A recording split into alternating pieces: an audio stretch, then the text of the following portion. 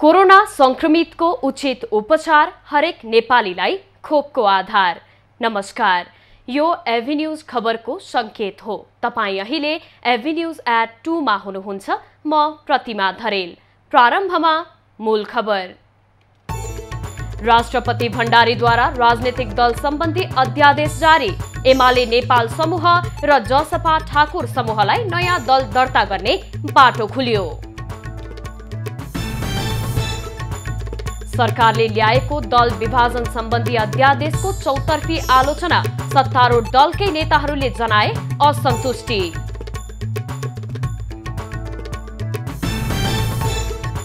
चीनबाट खरिद गरिएको 16 लाख मात्रा भेरोसेल खोप भोलिसम्ममा आइपुग्ने।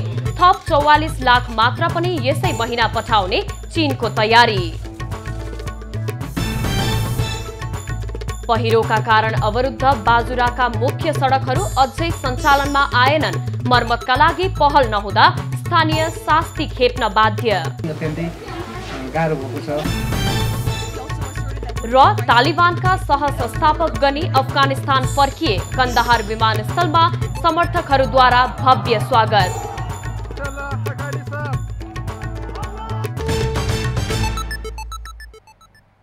अब खबरको सिलसिला प्रारम्भ गरौं अध्यादेश जारी सम्बन्धी प्रसङ्गबाट। राष्ट्रपति विद्यादेवी भण्डारीले राजनीतिक दल सम्बन्धी अध्यादेश जारी गरेकी छन्। सरकारले राजनीतिक दल सम्बन्धी अध्यादेश ल्याउने निर्णय गरी मंगलबार राष्ट्रपति समक्ष सिफारिस गरेको थियो। नेपालको संविधानको धारा 114 को उपधारा 1 बमोजिम मन्त्री परिषदको सिफारिसमा राष्ट्रपति भण्डारीले अध्यादेश जारी गरेको राष्ट्रपति कार्यालयले जनाएको छ। राजनीतिक दल सम्बन्धी ऐन संशोधन अध्यादेशमा पार्टी केन्द्रीय समिति वा संसदीय दल मध्ये एउटा 20% मत पुर्याएमा पार्टी विभाजन गर्न सकिने व्यवस्था गरिएको छ। अध्यादेश जारी गरे लगत्तै राजपत्रमा प्रकाशित भएपछि त्यसले कानूनको रूप लिनेछ। यसअघि 40% सांसद र केन्द्रीय सदस्य पुगेको अवस्थामा दल विभाजन गर्न पाइने प्रावधान थियो। उक्त प्रावधानलाई खुकुलो पार्दै नयाँ अध्यादेशले दललाई विभाजनका लागि सहज बनाएको छ। यसैबीच एमालेको असन्तुष्ट पक्ष माधव नेपाल समूह नयाँ दल दर्ताको अन्तिम तयारीमा जुटेको छ। सरकारले दल विभाजन सम्बन्धी प्रावधान खुकुलो हुने गरी ल्याएको अध्यादेश राष्ट्रपतिले जारी गरेसँगै एमालेको माधव नेपाल समूह नयाँ दल दर्ताको अन्तिम तयारीमा जुटेको हो। सो समूहका एक नेताका अनुसार नयाँ पार्टी गठनका लागि बेदुराम भुसाल, डाक्टर विजय पौडेल तथा अधिवक्ता गोविन्द बन्दीको सहयोगमा विधान र सांगठनिक संरचनालाई समेत अन्तिम स्वरूप दिइएको छ। त्यसका लागि माधव नेपाल पक्षका नेताहरू मंगलबार दिनभर छलफलमा जुटेका थिए। यता मंगलबार नै अध्यक्ष ओलीले नेता नेपाल सहित 14 जना सांसदलाई कारबाही गरेको पत्र संसद सचिवालयमा पुगेपछि यो समूह थप आक्रोशित बन्न पुगेको थियो। माधव समूहले आफ्नो पार्टीको नामको अगाडि नेकपा र कोष्ठमा समाजवादी, क्रान्तिकारी या अन्य केही राख्ने तयारी गरेको छ। साथै चुनाव चिन्ह कलम प्रस्ताव गर्ने तयारी भएको नेताहरूको भनाइ छ।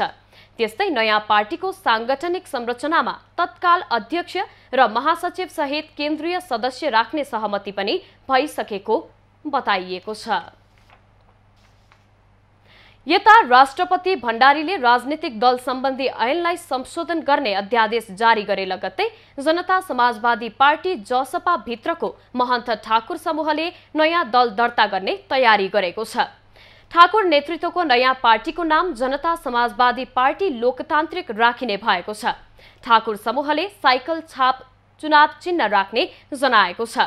ठाकुर मात्र एकल अध्यक्ष रहने गरी उक्त दल दर्ताको लागि तयारी गरिएको हो। अहिले दर्ता गर्ने बेलामा 23 सदस्यीय कार्यकारिणी समितिको नाम पठाउने तयारी गरिएको छ।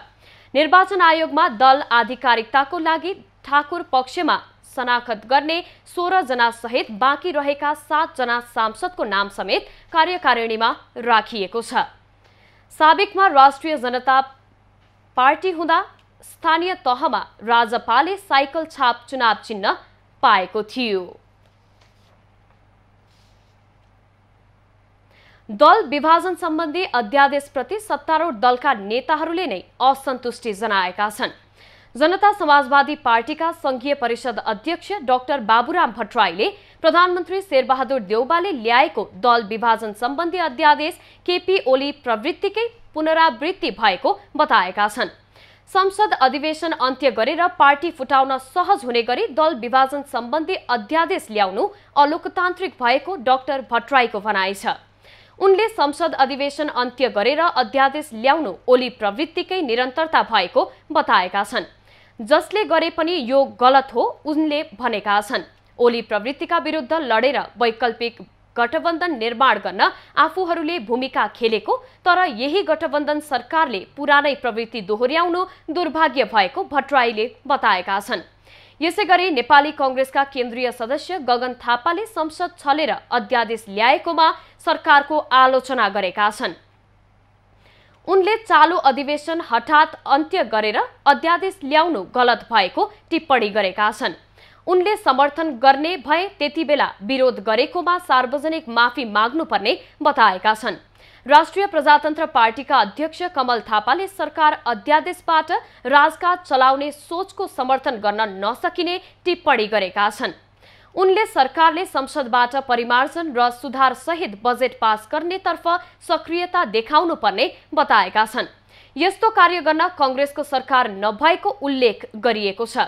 यसैगरी एमाले नेता शंकर पोखरेलले अध्यादेशले पार्टी, सरकार र संसदीय लोकतान्त्रिक व्यवस्थालाई पछिसम्म अस्थिर र कमजोर बनाउने टिप्पणी गरेका छन्।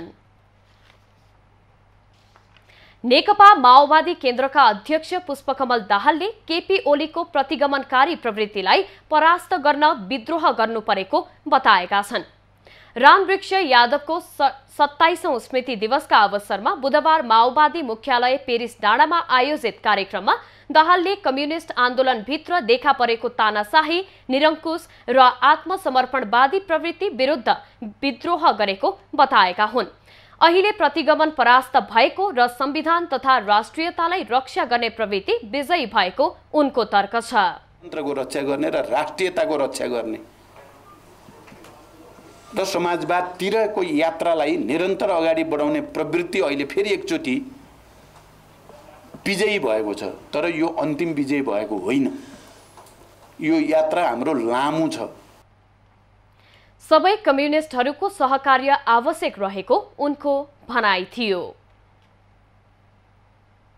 जनता समाजवादी पार्टी नेपालको केन्द्रीय कार्य समितिको बैठक जारी छ।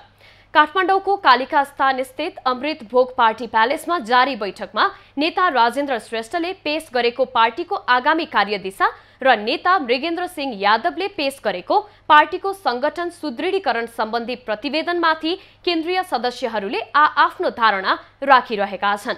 आजको बैठकपछि पार्टी संगठन सुदृढीकरण तथा जनजागरण अभियान र अभिमुखीकरण सम्बन्धी कार्यक्रमहरूको परिचालन, समन्वय, अनुगमन, मूल्याङ्कन, निरीक्षण, अवलोकन, अभिलेखीकरण र सरकारमा सम्मानजनक सहभागिताबारे निर्णय हुने नेताहरूले बताएका छन्। निर्वाचन आयोगबाट आधिकारिकता पाएपछि आह्वान गरिएको प्रथम बैठकमा 80% भन्दा बढी केन्द्रीय सदस्यहरू सहभागी भएको बताइएको छ। अफगानिस्तानबाट उद्धार गरिएका थप 61 जना नेपाल फर्किएका छन्। उनीहरू आज बिहान 9:15 बजे कतार एयरवेजको जहाजबाट त्रिभुवन अन्तर्राष्ट्रिय विमानस्थल आइपुगेका नेपाल नागरिक उड्डयन प्राधिकरणका प्रवक्ता राजकुमार छेत्रीले जानकारी दिए। उनीहरूलाई होल्डिङ सेन्टरमा राखेर कोरोना परीक्षण लगायत प्रक्रिया पूरा गरी घर पठाइनेछ। मंगलबार दिउँसो 118 जना र राति 87 जना नेपाली जजिरा एयरलाइन्सको चार्टर्ड विमानबाट कुवेत हुँदै काठमाडौँ आइपुगेका थिए। परराष्ट्र मन्त्रालयका अनुसार अफगानिस्तानबाट नेपाल फर्किन चाहेको भन्दै 256 नेपालीले आफ्नो विवरण दर्ता गराएका छन्। अफगानिस्तानमा रहेका नेपालीलाई कन्सुलर सेवा विभागको वेबसाइटमा अनलाइन पोर्टलमा रहेको नाम सहितका विवरण दर्ता गर्न भाइबर र व्हाट्सएप सुविधा सहितको मोबाइल नम्बर उपलब्ध गराइएको छ। उद्धार गर्ने कार्यमा संस्थागत रूपमा अफगानिस्तानमा रोजगारीका लागि नेपाली नागरिक पठाउने वैदेशिक रोजगार व्यवसायीलाई उद्धार प्रक्रियामा सहयोग गर्न आग्रह गरिएको छ। चीनबाट आज 8 लाख मात्रा भेरोसेल खोप आउने भएको छ। चीनसँग खरिद गरिएको 60 लाख मात्रा खोप मध्ये आज र भोलि गरी 16 लाख मात्रा भेरोसेल खोप नेपाल आउन लागेको स्वास्थ्य मन्त्रालयले जानकारी दिएको हो। बाँकी 44 लाख मात्रा खोप अगस्तको अन्तिम सातासम्म नेपाल पठाउने चीनले जानकारी दिएको छ।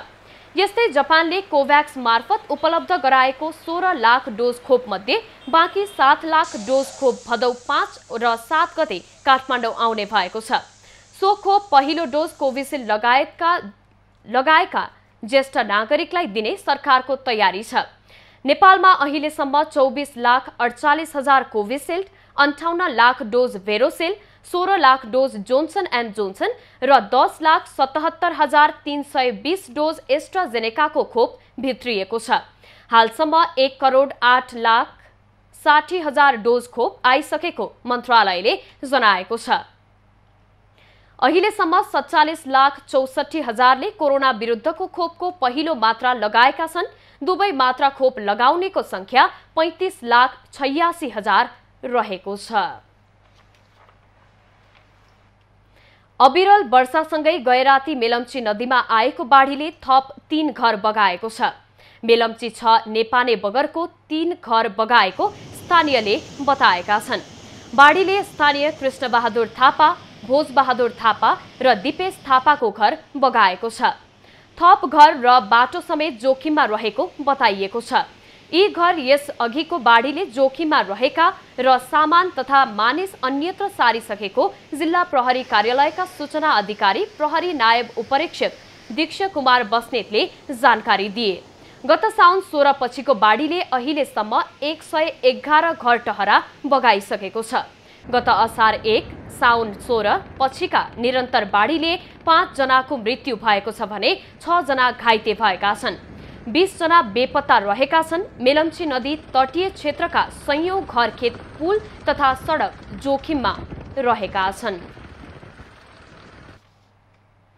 पश्चिमी नवलपरासीको सुस्ता 3 रेवारेता स्थित नारायणी नदीमा ढुङ्गा पल्टिँदा ढुङ्गा धनी सहित 2 जना बेपत्ता भएका छन्। बेपत्ता हुनेमा सुस्ता गाउँपालिका 3 रेवा बस्ने ढुङ्गा धनी वर्ष 43 को मंगलबीन र भारत बिहार वैसा लोटन बस्ने वर्ष 30 को दशरथ कोइरी रहेको प्रहरीले जनाएको छ। जिल्ला प्रहरी कार्यालय नवलपरासीका नायब प्रहरी उपरीक्षक एवं सूचना अधिकारी राजु लामाका अनुसार ढुङ्गामा सवार 5 मध्ये नारायणी नदीमा माछा मार्न गएका ढुङ्गा अनियन्त्रित भई नदीमा पल्टिँदा 2 जनाको ज्यान गएको हो। उनीहरूमध्ये 3 जना भने पौडिएरै निस्किएका थिए। बेपत्ता 2 जनाको स्थानीय बासिन्दा, सशस्त्र प्रहरी र नेपाल प्रहरीले खोजी कार्य जारी राखेको छ। शिक्षक सेवा आयोगले वार्षिक कार्यतालिका बनाएर काम सुरु गर्ने तयारी गरेको जनाएको छ। आयोगले ल्याएको उक्त कार्यतालिका अनुसार शिक्षण अध्यापन अनुमति पत्र, बढुवा सिफारिस, रिक्त दरबन्दी पूर्तिका लागि काम गर्ने गरी ल्याउन लागेको बताइएको छ। आयोगले पूर्णता पाएसँगै वार्षिक कार्यतालिका बनाउने, नियमावली संशोधन गर्ने, पाठ्यक्रम निर्माण लगायतको काममा जुटेको छ। शिक्षक सेवा आयोगले नियमावली संशोधन प्रक्रिया अघि बढाएको छ। नियमावली संशोधन भएपछि शिक्षक छनौट र अध्यापन अनुमति पत्र, लाइसेन्स, आन्तरिक बढुवा तथा खुला विज्ञापन मार्फत शिक्षक छनौट प्रक्रियामा जाने तयारी आयोगले गरेको छ। अहिले बनिरहेको पाठ्यक्रम अनुसार भने यो वर्ष शिक्षकहरूले परीक्षा दिन नपाउने सम्भावना बढेको छ। पाठ्यक्रम बनाउन समय लाग्ने र आयोगले स्वीकृत गरेपछिको 3 महिनापछि मात्रै संशोधित पाठ्यक्रम या नयाँ पाठ्यक्रम लागू हुने कानुनी प्रावधान रहेको छ। बाजुराको तराईका जिल्ला संघको सडक सम्पर्क टुटेको 1.5 महिना बढी भइसकेको छ। सदरमुकाम जोड्ने मुख्य साफे मार्तडी सडक खण्ड र हुम्ला र मुगु जिल्ला जोड्ने अर्को मार्तडी कोल्टी सडक खण्ड वर्षातपछि अवरोध भएको र सडक मर्मतका लागि पहल नहुँदा स्थानीय शास्ति बेहोर्न बाध्य भएका छन्। साफे मार्तडी सडकको बल्देदेखि पानी नाउलासम्मको सडक पहिरोले छेदविच्छेद भएपछि अन्तर्जिल्ला जोड्ने सडक पूर्ण रूपमा अवरुद्ध छ। सदरमुकाम आउने उपभोग्य सामान ढुवानी हुन नसक्दा उपभोक्ता र व्यापारी दुवै मारमा छन्। यहाँको भौगोलिक अवस्थाको कारणले गर्दा तपाईको विभिन्न टाइममा पानी पर्ने बित्तिकै बाढी पहिरोहरू गइराख्ने कारणले गर्दा हामीलाई तपाईको माल सामानहरू ढुवानी गर्ने एकदमै अत्यन्तै गाह्रो भएको छ। ग्रामीण सडकहरू पनि बर्सातले बिगार्दा यातायात ठप्प छ। करिब 5 किलोमिटर सडकको बीचमा आएको पहिरोले पुरानो सडकको रूपरेखा नै बाँकी राखेको छैन। पुरानै मौजदात सकिएको र बाटो बन्द हुँदा नयाँ सामान ल्याएर बेच्न सक्ने अवस्था नभएको व्यापारीहरूको गुनासो छ। वैकल्पिक बाटोहरू अब निर्माण गर्न सकिने अवस्था छ, जुन वैकल्पिक बाटोहरूलाई चाहिँ यथाशक्य अबको चाहिँ बर्सातमा मात्रै सुरु नगरेर हिउँदेखि नै बर्सात समाप्त हुने बित्तिकै चाहिँ यो वैकल्पिक बाटोमा पनि ध्यान दिनका लागि चाहिँ अनुरोध गर्न चाहन्छु। मार्तडी, कोल्टी र हुम्ला जोड्ने सडक पूर्वाधार विकास कार्यालयको जिम्मामा छ, तर लगातारको वर्षाले कार्यालयले पनि काम गर्न नसकेको जिल्ला प्रशासन कार्यालयले जनाएको छ। कोल्टी मार्तडी सडक यसमा पनि पूर्वाधार कार्यालयका अधिशासक र ठेकेदारहरूसँग पनि मेरो निरन्तर कुराकानी भएको छ। यो पानीको अब केही दिन पानी, एक दिन दुई दिन पानी परेन भनेदेखि यो तत्काल खोल्ने अवस्था छ। सर्वसाधारणले भने वर्षा केही कम भएकाले बाटो खुलाउन पहल गर्न आग्रह गरेका छन्। लक्ष्मी पाध्याय, बाजुरा। झापाको किचक बधको उत्खनन तथा संरक्षणका लागि निर्माण कार्य कोरोना भाइरस संक्रमणका कारण प्रभावित बन्न पुगेको छ। महाभारतकालीन समयमा भीमसेनले किचकलाई वध गरेको स्थानका रूपमा परिचित स्थान उत्खननमा ढिलाइप्रति स्थानीयले चिन्ता प्रकट गरेका छन्।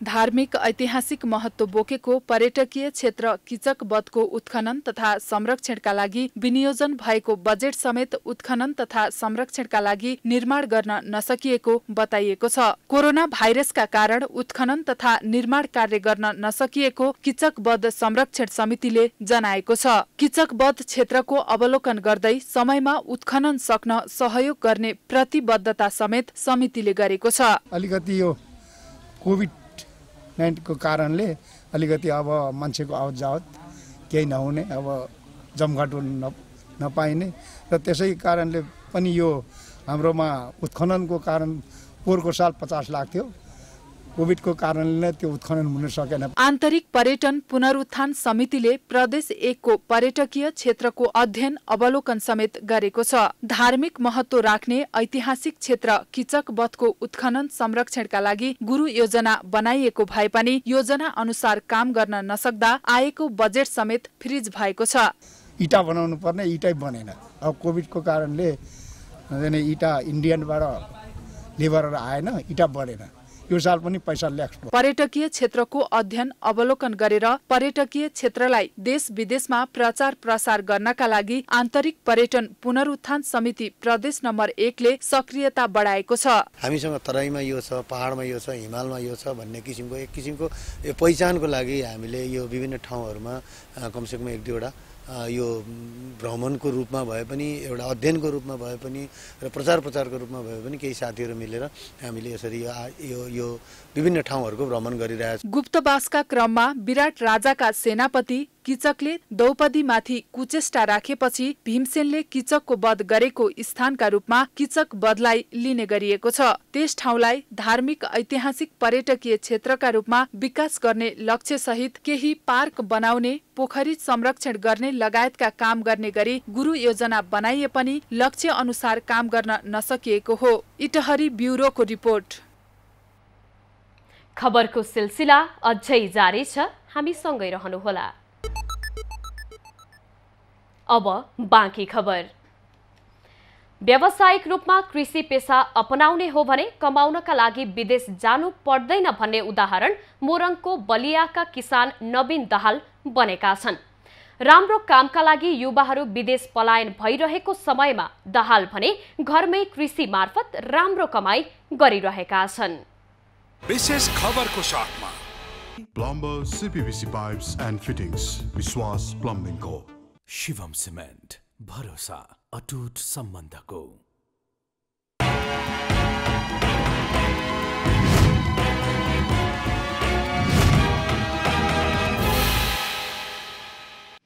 राम्रो आम्दानीका लागि युवाहरू विदेशी रहेको समयमा मोरङको सुन्दर हरैचाको बलियाका नवीन दाहालले 11 कट्ठा जमिनमा कृषि फार्म सञ्चालन गरी मनग्गे आम्दानी गर्दै आएका छन्। धनकुटामा कफी खेती समेत गर्दै आएका दाहालले बलियामा 11 कट्ठा जमिनमा ड्रागन फल सहित बाख्रा, कुखुरा, टर्की, बट्टाई पालन गरेर राम्रो आम्दानी लिँदै आएका छन्। यही मुलुकमा बसेर केही गर्छु भनेर लाग्ने हो भने युवाहरू कमाउनकै लागि विदेशिनु पर्ने अवस्था नआउने उनको अनुभव छ। राज्यको नीति अनुसार कार्यान्वयन हुने भने कृषिमा राम्रो छ, अनुदानका कार्यक्रमहरू छन् हैन। त्यो अनुदान लिने किसानले चाहिँ तपाईको के हो भन्दै यो जस्तै ड्रागन फ्रुट रोप्यो, मैले यहाँ रोपेको छु। अब यो एउटा बोट मोटामोटी 4 देखि 5 वर्षमा यो बोट मेच्योर्ड हुन्छ। यो एउटा पिल्लरमा कम्तीमा 50 केजी फल्छ। पछिल्लो समयमा लोकप्रिय बन्दै आएको ड्रागन फलको व्यावसायिक खेती सुरु गरेका दाहालको कृषि फार्ममा ड्रागन फल फल्न थालेका छन्। निरन्तर 8 महिनासम्म फल दिने ड्रागन फल थोरै मेहनतमा राम्रो आम्दानी दिने तथा बजारको समेत समस्या नहुने कृषि उपजका रूपमा रहेको छ। किसानहरूको जीवनस्तरमा सुधार ल्याउने उद्देश्यले सुन्दर हरैचा नगरपालिकाले किसानहरूलाई अनुदान दिने गरे बमोजिम अनुदानमा ड्रागन फलको खेती गरेका दाहालको कृषि फार्मको अनुगमन गरिएको छ। वास्तविक किसानहरूको पहिचान गरेर नगरले अनुदान उपलब्ध गराउँदै आएको छ। राज्यको पोलिसीलाई सही ढङ्गले कार्यान्वयन गर्न हामी लाग्नुपर्छ। त्यो कुरालाई मैले आत्मसात गरेको छु, हाम्रो कार्यालयले आत्मसात गरेको छ। हामी सम्पूर्ण त्यसमा लागि परेका छौँ। नेपाल सरकारको पोलिसी अथवा स्थानीय सरकारको पोलिसी वास्तविक किसान पहिचान गरेर सही ढङ्गले लगानी गर्न सकेको खण्डमा अहिले हाम्रो विदेशी लागेको युवा शक्तिलाई रोक्न सकिन्छ। किसानहरूको जीवन उकास्न अनुदान साथै प्राविधिक सहयोग समेत नगरपालिकाले गर्ने प्रतिबद्धता जनाएको छ। गत वर्षबाट सुरु भएको कोरोना कहरले यता पूर्वी नेपालमा व्यावसायिक कृषि फार्म सञ्चालन गर्ने क्रम बढिरहेको छ।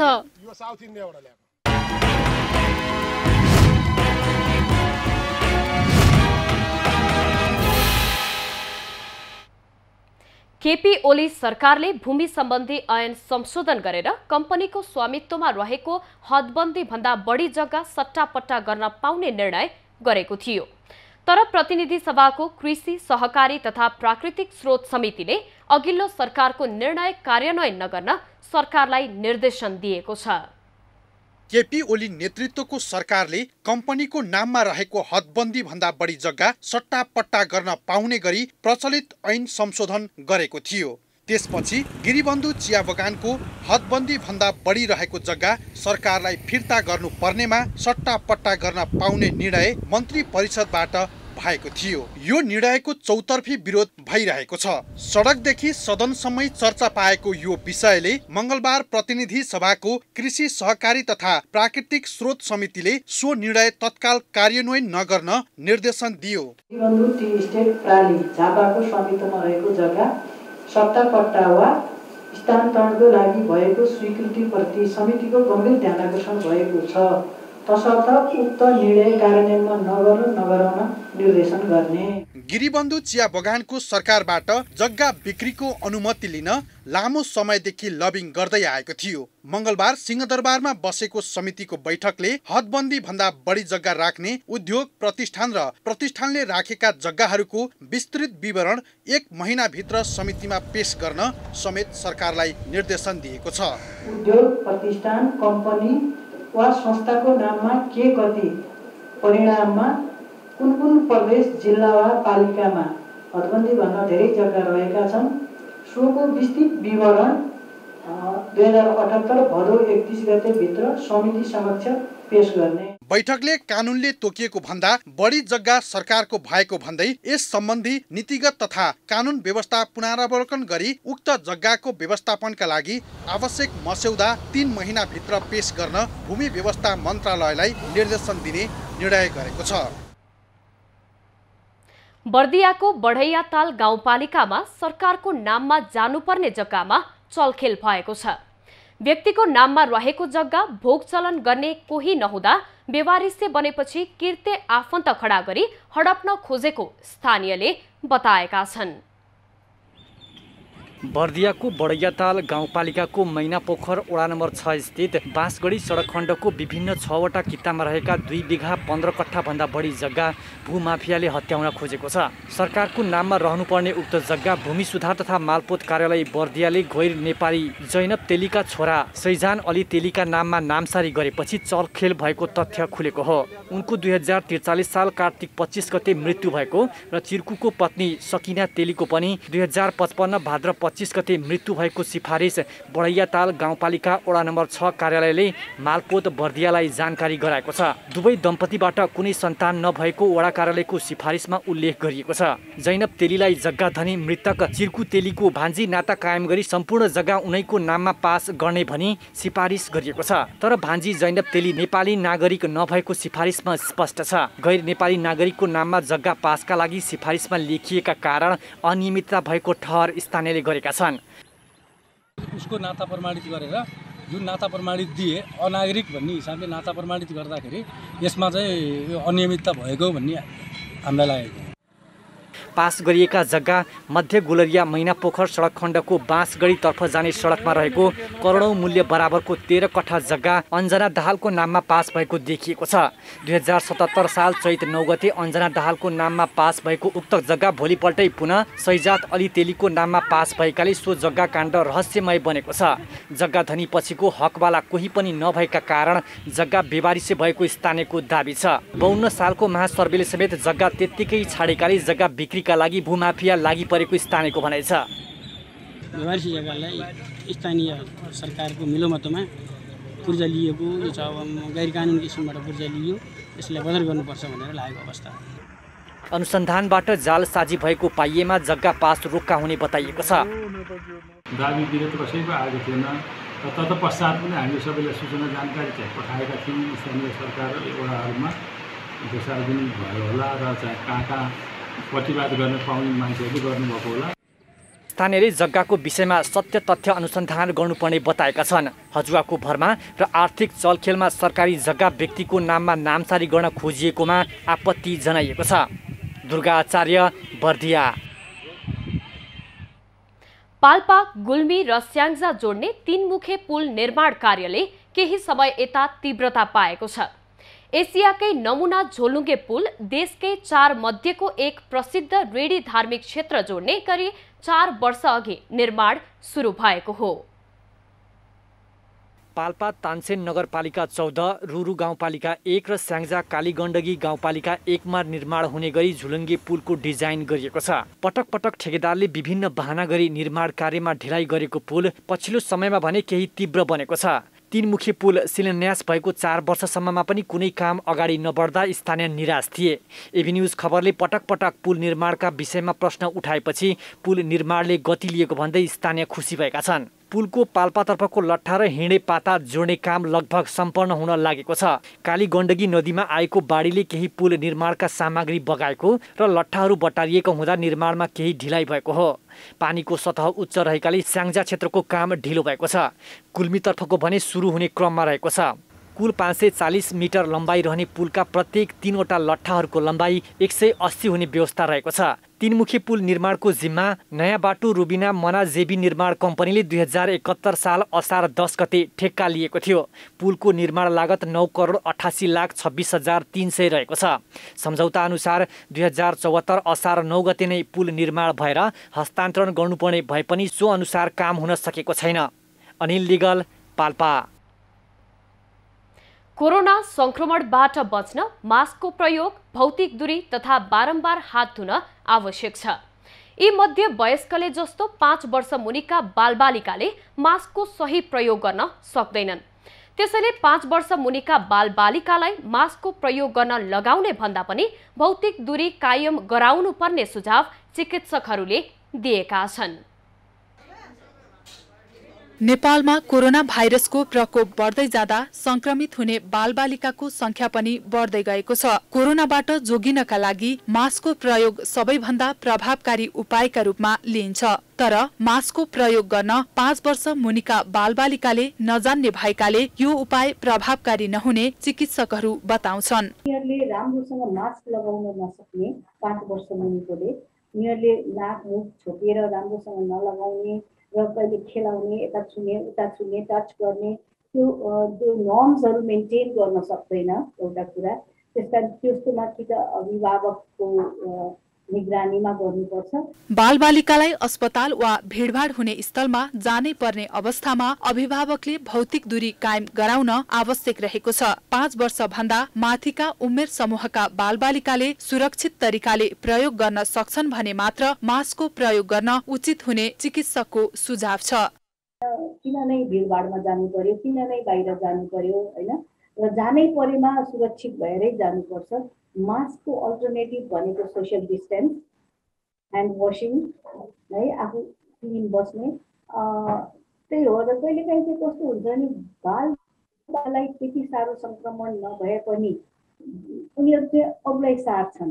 बालबालिकाहरूलाई उनीहरूको उमेर, मास्क प्रयोग गर्ने क्षमता र उनीहरू संक्रमितसँग सम्पर्कमा भए नभएको कुरालाई विशेष ध्यान दिन जरुरी छ। यसो भएमा मात्र बालबालिकालाई संक्रमणको जोखिमबाट जोगाउन सकिन्छ। समीक्षा पोखरेल, काठमाडौँ। कोरोना भाइरसको संक्रमणलाई रोक्नका लागि सबैभन्दा प्रभावकारी 3 पत्र भएको कपडाको मास्कलाई मानिएको छ। बजारमा विभिन्न प्रकारका मास्क उपलब्ध भए पनि कपडाको मास्क सहज उपलब्धता, कम मूल्य मात्रै होइन, बढी प्रभावकारी र पटक पटक प्रयोग गर्न समेत सकिन्छ। कोरोना भाइरसको संक्रमणबाट बच्न सबैभन्दा भरपर्दो उपाय मास्कको प्रयोग हो। बजारमा पाइने विभिन्न प्रकारका मास्क मध्ये पनि 3 पत्र भएको कपडाको मास्क बढी प्रभावकारी मानिएको छ। फिजिक्स अफ फुड जर्नलमा प्रकाशित रिपोर्टमा कपडाको 3 पत्र भएको मास्क बढी सुरक्षित र प्रभावकारी भएको उल्लेख छ।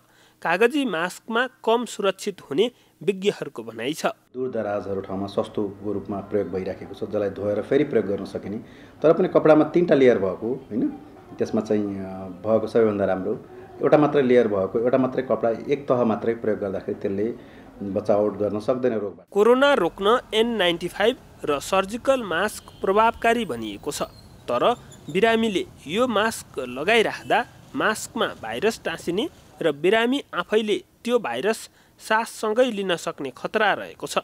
श्वास प्रश्वास सम्बन्धी दीर्घ रोगीहरूलाई मास्कले समस्या समेत निम्त्याउने विज्ञहरूको भनाइ छ।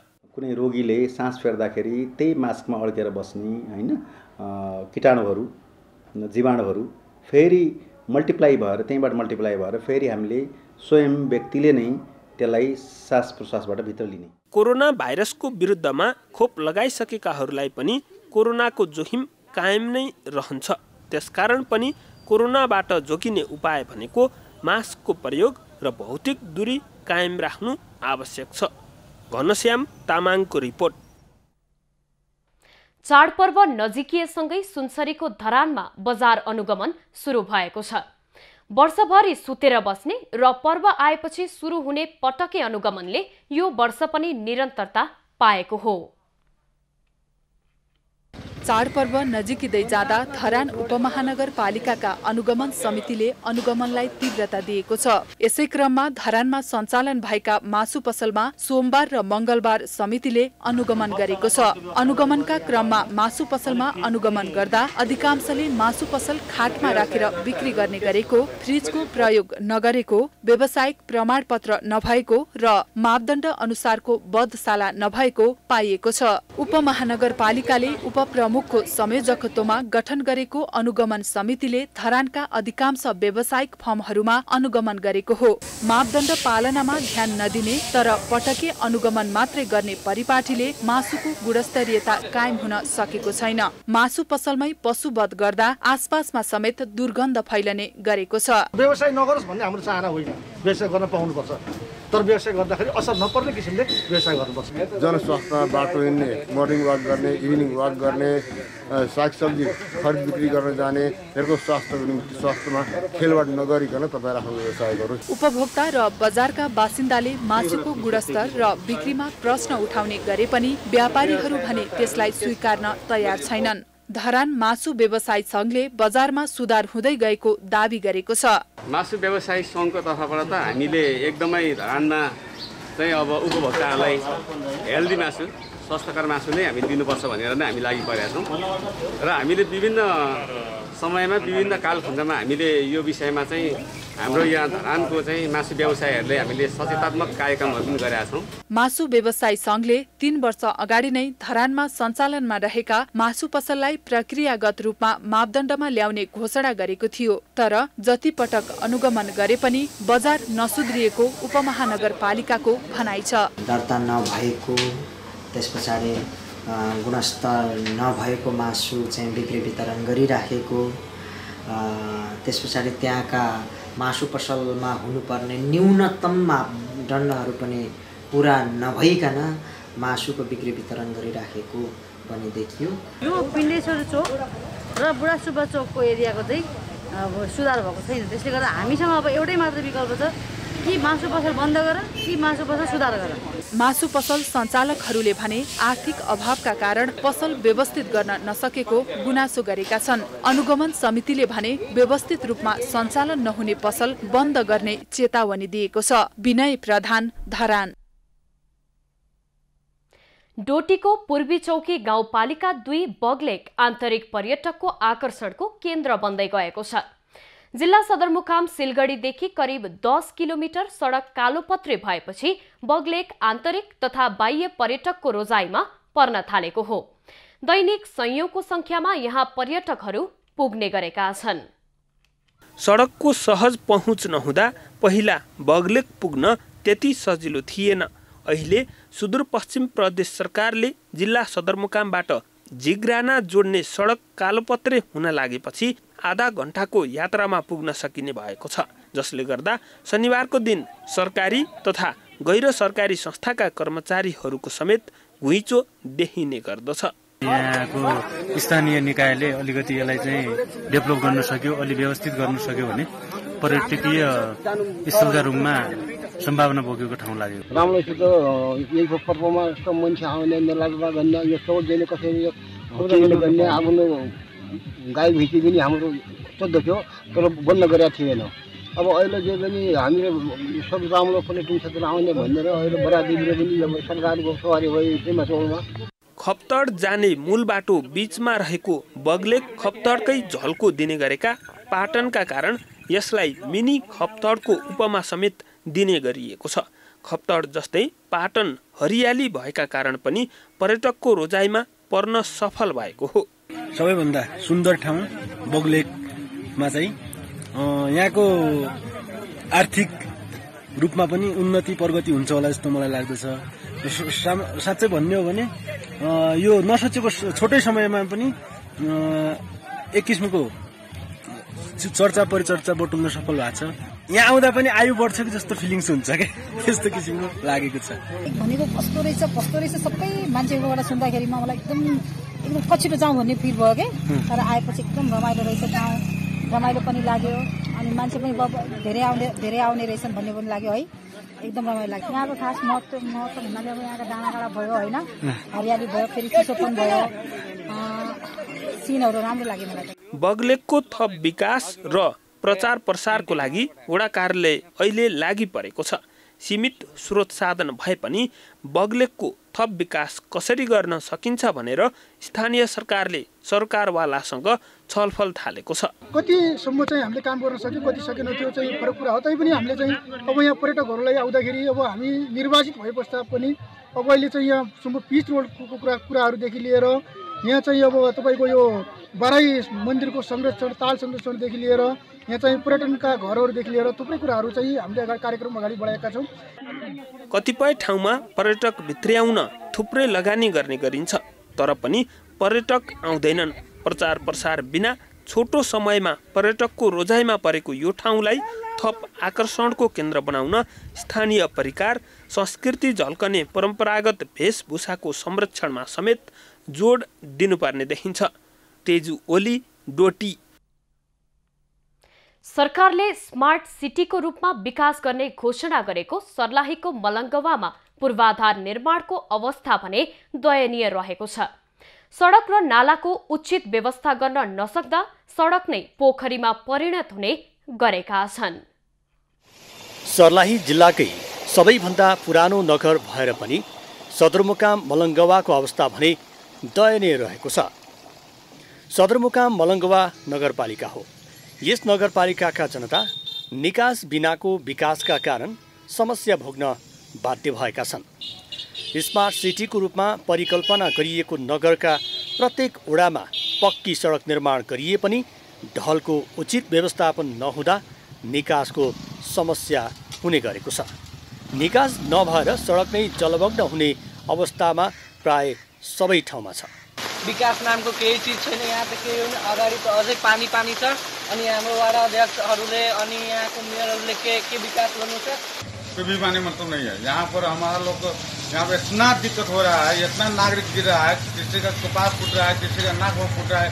भल इसमें श्याम सुंदर को वहाँ पर गिर गया था, पूरा यहाँ पर उसको नाक सब भाव सब फूट गया था। डूबे के डर है। हमू गिर गिर रही 4-5 दिन हो खुद हम अपने गिर रही सियान होते। जब सियान के धोखा लगे तो बच्चा के आर धोखा लगते। केही स्थानमा नाला सहितको सडक निर्माण भए पनि नाला ढाक्ने व्यवस्था नगरिएका कारण घर बाहिर ओहोर दोहोर गर्न समेत कठिन हुने गरेको छ। मलङ्गवा नगरपालिकामा बिना योजना दीर्घकालीन रूपमा नसोची विकास निर्माण कार्य हुँदा विकासले नै विनाश निम्त्याएको नगरवासीको गुनासो छ। तर मलङ्गवा नगरपालिकाले भने पूर्वाधार विकासमा उल्लेखनीय काम गरेको दाबी गरेको छ। विकासका आयोजना सञ्चालन गर्ने क्रममा सङ्घीय सरकार र प्रदेश सरकारका आयोजनाहरूले जति मात्रामा काम गर्न पर्ने हो त्यो काम नगरेर अरू केही काम जस्तै मेन बाटो पनि हामीले आधा कृष्णमतीसम्म त नालासहित ल्याएका छौँ। त्योभन्दा अगाडि बढाउने कुरा चलिरहेको छ। पूर्वाधार विकासमा ठूलो रकम खर्च गरे पनि कमिसनको भरमा काम हुँदा समस्या आएको नगरवासीको गुनासो छ। जबकि नाला भनेको सडकभन्दा तल हुनुपर्छ, तर तल नबनाएर सडकको माथि नाला बनाएपछि पानीको निकास कसरी हुने? यही हो निकास बिनाको विकास। सदरमुकाम मलङ्गवा र सर्लाहीको सबैभन्दा पुरानो नगरपालिकाको अवस्था। खबरको सिलसिला अझै जारी छ, हामी सँगै रहनुहोला। नेपाली राष्ट्रिय टिमका लेग स्पिनर सन्दीप लामिछानेले क्यारिबियन प्रिमियर लिग CPL गुमाउने भएका छन्। यही अगस्त अन्तिमदेखि CPL T20 क्रिकेट आयोजना हुँदैछ, तर सन्दीप यसपटक राष्ट्रिय टिममा व्यस्त रहने भएकोले CPL गुमाउने भएका हुन्। यसअघि भिजा समस्याका कारण सन्दीपले T20 भाइटालिटी ब्लाट र दि 100 गुमाएका थिए। CPL अगस्त 26 तारिखदेखि सेप्टेम्बर 15 सम्म सेन्ट किट्समा आयोजना हुँदैछ। त्यसका लागि सन्दीपलाई डिफेन्डिङ च्याम्पियन ट्रिनबागो नाइट राइडर्सले अनुबन्ध गरेको थियो, तर सन्दीप अगस्त अन्तिममा नेपाली टिमसँग ओमान भ्रमणमा जाने भएकोले CPL खेल्न नपाउने भएका हुन्। CPLले मंगलबार अपडेट गरेको टिम लिस्टमा पनि सन्दीपको नाम छैन। ट्रिनबागोले केही दिनअघि यासिर शाहलाई अनुबन्ध गरिसकेको छ। सम्भवतः उनी सन्दीपकै स्थानमा टिममा अनुबन्ध भएका हुन्। आइसिसी विश्वकप लिग 2 को ट्राई सिरिजर त्यसअघि पुपुवा न्यू गिनी सँग हुने 2 खेलका लागि नेपाली टिम अगस्त अन्तिममा ओमानतर्फ प्रस्थान गर्ने सम्भावना रहेको छ। अब पालो एभिन्यूज एट मौसमको। एभिन्यूज एट मौसमको साथमा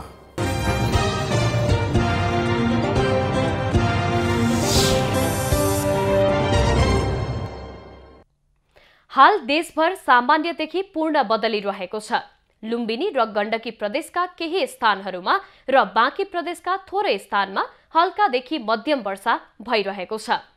अपराह्न गण्डकी प्रदेश, लुम्बिनी र सुदूरपश्चिम प्रदेशका 1 वा 2 स्थानमा मेघगर्जन र चट्याङ सहित भारी वर्षाको सम्भावना रहेको जल तथा मौसम पूर्वानुमान महाशाखाले जनाएको छ।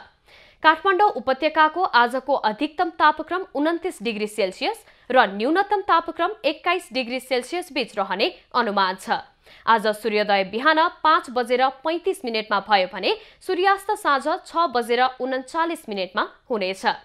आज देशभरको मौसम कस्तो रहला त हेरौं देशका विभिन्न स्थानको अनुमानित मौसमी अवस्था।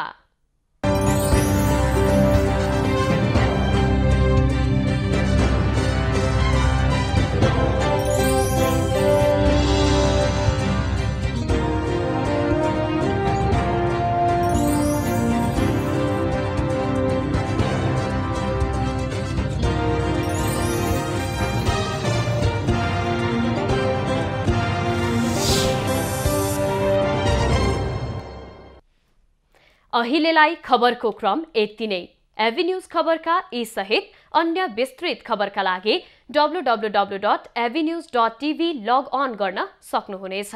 युट्युब, फेसबुक र ट्विटरमा पनि हामीलाई फलो गर्न सकिनेछ। खबरभित्रको खबरका लागि हेर्दै रहनुहोला एभी न्यूज खबर। नमस्कार।